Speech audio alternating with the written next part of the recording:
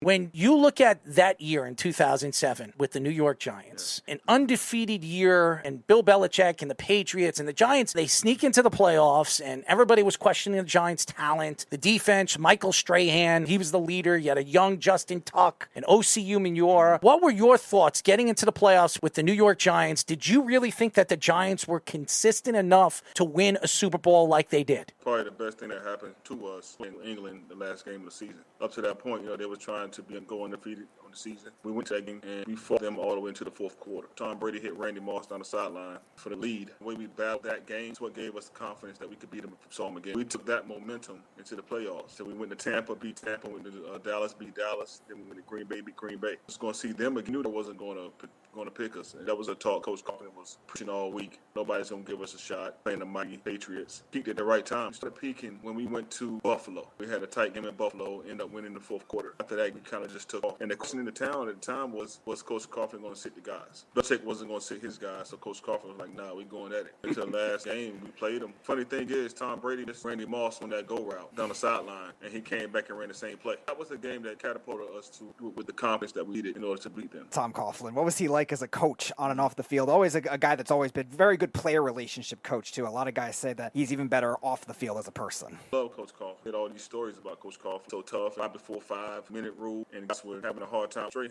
he was going to buck the system. Him and Coach Coughlin had a couple of run-ins. Love Coach Coughlin. What you did ask you to do, you were going to be fine. Treat everybody the same, everybody with respect. Everybody knew what he stood, what he was going to bring to the table. So that's what I liked about him. We are talking to former Cowboys, Steelers, Ravens, Bengals, and Giants quarterback Anthony Wright. You talk about the Giants and the understanding of what that team and that organization stands for with the Mara family, the Tisch family. And you also played for organizations like the Ravens, a very well-run oil machine. Ozzie was one of the greatest GMs in history, was a great football player. What was it like playing for the Ravens? I love the Ravens, one of the best organizations in football. We're straight up with me, no backdoor, and waking up on Saturday morning and seeing my name run at the bottom of the ticker, ESPN. They always kept it real. They always loved you. They loved you. If they didn't, they let you know that too. So first-class organization, man. The way they treat the players, the way they treat fans. Mr. Bashotti is one of the best owners in the league. I give him his respect. I'm appreciative to have played for an owner like that, and I'm always going to be a Ravens fan. Michael Strahan was in the last year of your career. That would end up being your final year of his career. And there was also all the drama with Tiki Barber at the start of the year because he retired early. Like, what was that camaraderie like before the season started when the Giants were getting thrown on the bus like crazy? Coughlin was on the hot seat. What was that beginning of the season like? It was tough, actually, because the game that almost got Coughlin fired was a tight game we was playing at Washington. We ended up winning that on, like, the last 2 seconds of the game. If we'd have lost that game, he probably would have been out of there. And we ended up winning. It's so crazy if you look at it because things could have went left quickly. And instead of it going left quickly, it went right quickly. And we ended up winning the Super Bowl. Tiki was doing his thing and talking too much, voicing his opinion about Eli. I remember talking to Eli. Eli was talking to the quarterbacks, and we were just all sitting together and we're just telling him that this is his team, man. Like, bro, this is your team, man. Like, if you go out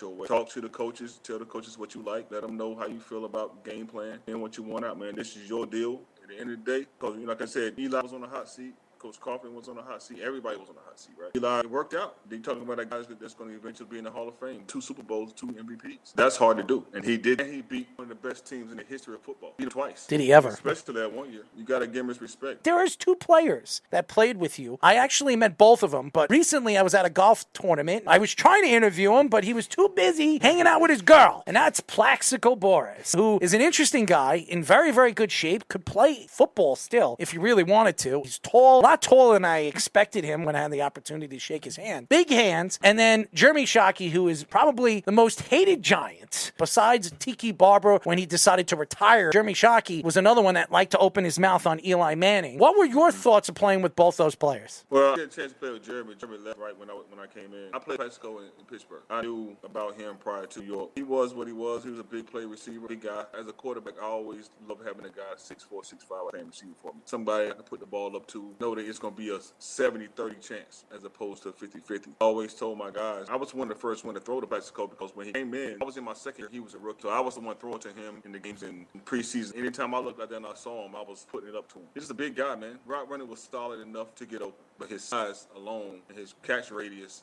I think that's the biggest thing. That was his biggest attribute, was his size and his catch radius. He wasn't afraid to play the game. If he needed to be physical, he could, but he was just a solid receiver.